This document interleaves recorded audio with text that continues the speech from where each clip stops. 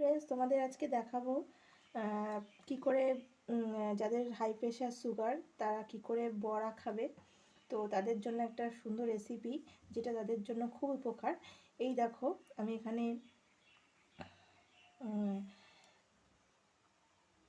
ছোলার ডাল ভিজিয়ে এখানে পিষে রেখেছি।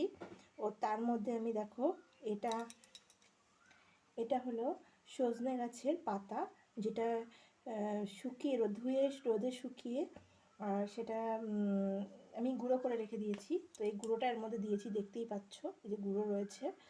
তো এই গুঁড়ো দিয়ে লবণ মিষ্টি সব দিয়ে আর একটু কর্নফ্লাওয়ার দিয়েছি। এইগুলো দিয়ে আমি আজকে বড়া তৈরি করে দেখাবো। দেখো কীভাবে বড়া, আর এটা সব পেশেন্টরা খেতে পারবে, সুগার পেশেন্ট বিশেষ করে, সুগার হাই প্রেশারেরা।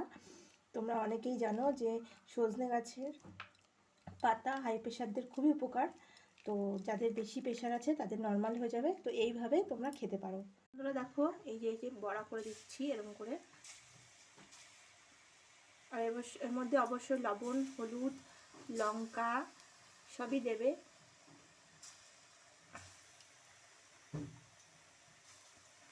বন্ধুরা, এটা হয়ে গেছে, আমি নামিয়ে দিচ্ছি।